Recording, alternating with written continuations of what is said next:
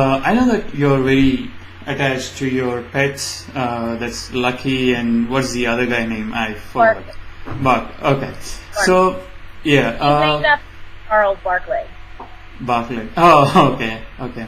So, a few days back, I read this story on Diabetes Forecast magazine telling that a woman, she went very low. I mean, she was getting lows all throughout the midnight. It happened like continuously for 2 or 3 days, and she felt very low, like 18 or something. And what she preferred to do is to get some pets, like a nice dog which can help her to raise her from sleep when she goes very low. So what do you think of pets acting as lifelines like this? Technology is just incredible.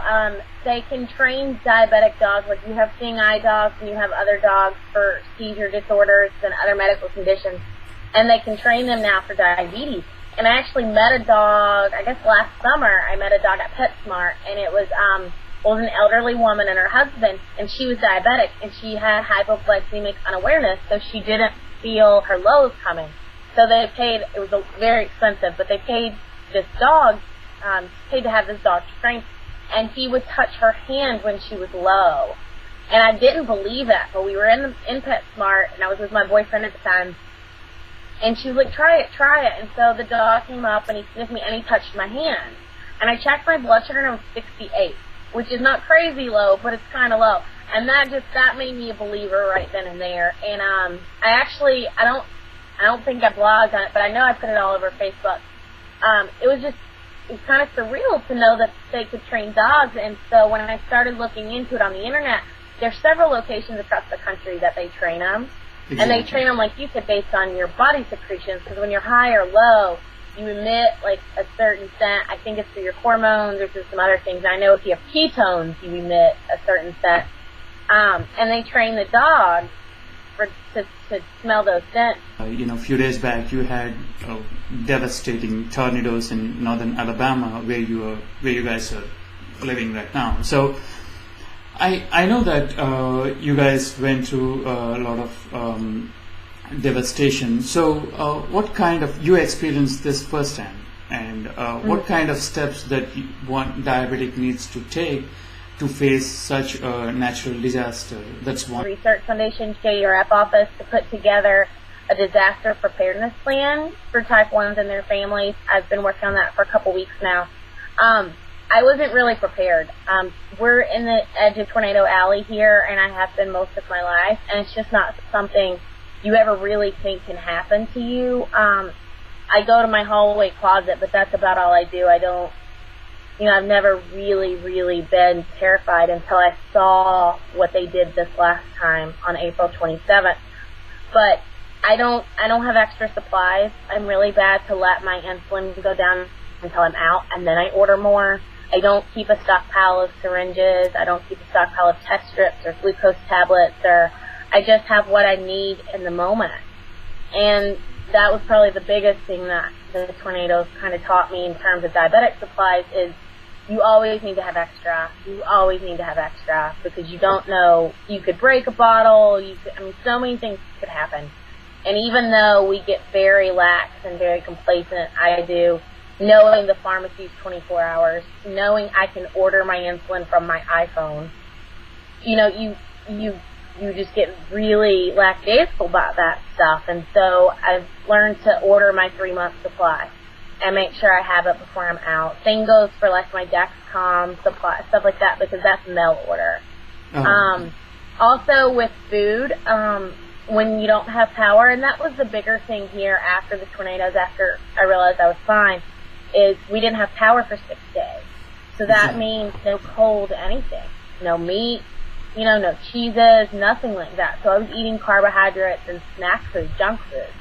So I've also learned to kind of keep a few things on hand. Just always make sure they're in my pantry. Tuna fish, sausage, summer sausage, Vienna sausage, peanut butter, things like that I know aren't chock full of carbs. So if something ever happened or the power went out again, I would be okay for at least 2 or 3 days. Written a blog post that it costs you just one finger prick is it costs you $17. At the doctor's office, yeah. Yeah. So just think of how abnormal these costs are raising in the healthcare, and what do you think on that?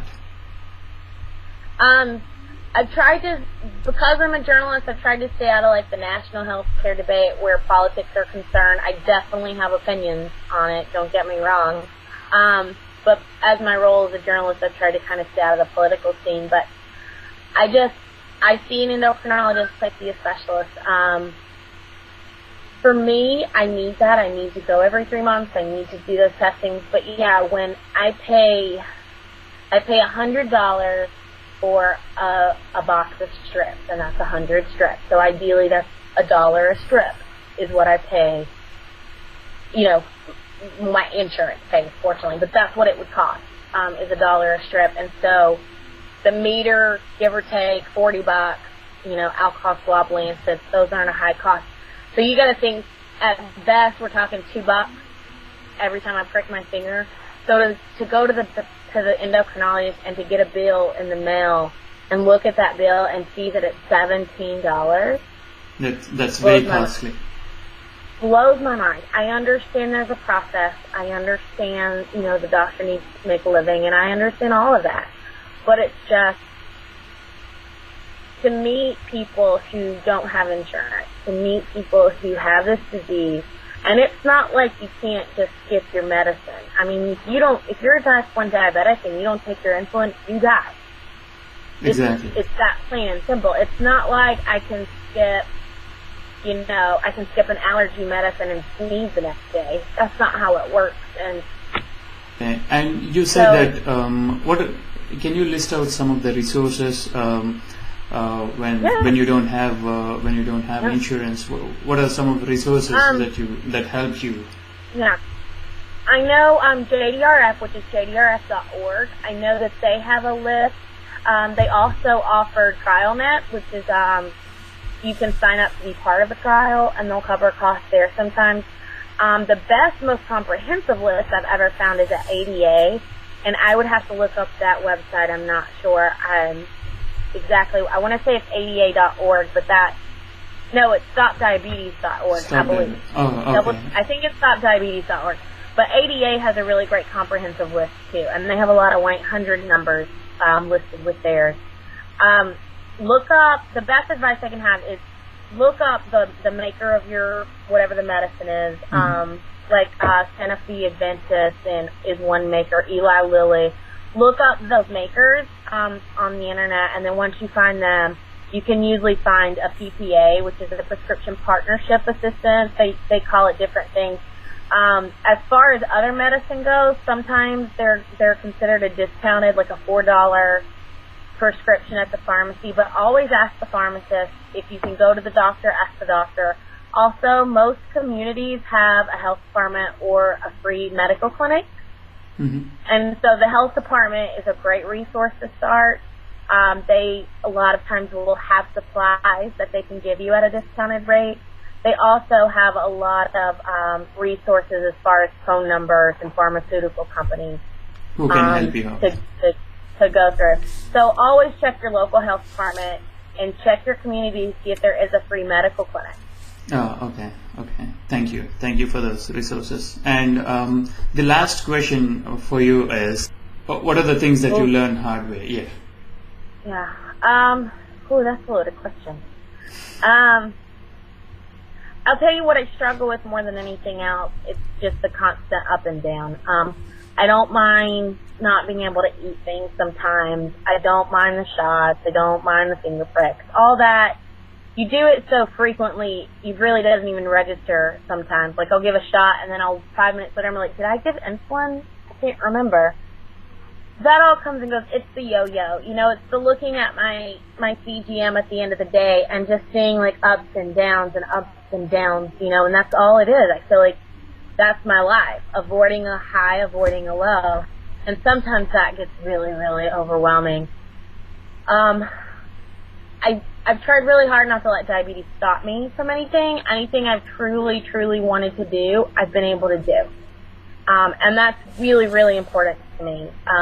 one of my fellow bloggers wrote a post about that her child is diabetic, and I think the post was called "Let Her Eat Cake," and it was the point of the post was, don't tell her she can't have something because of diabetes. Yes, she may need to make an extra adjustment or do something differently, but she'll never be told no because of diabetes. And that's the thing with me. I just don't want anything I do or not do to be because of diabetes. I want it to be in spite of. I want it to be a positive thing. And, you know, diabetes it's just so constant. It gets really tiring, and some days you wake up and you're just like, I really wish I didn't have diabetes today. But you don't get that luxury. You learn that you can't drive a car very well when your blood sugar is 55, and sometimes you learn that the hard way. Just little things like that. You know, you learn the hard way that you can't go out with friends to a concert and drink 5 beers. You know, Exactly. You know, yeah, you can drink, and I enjoy a beverage here and there, but, you know, there's just, it's not that we can't, it's just we have to do it a little bit differently.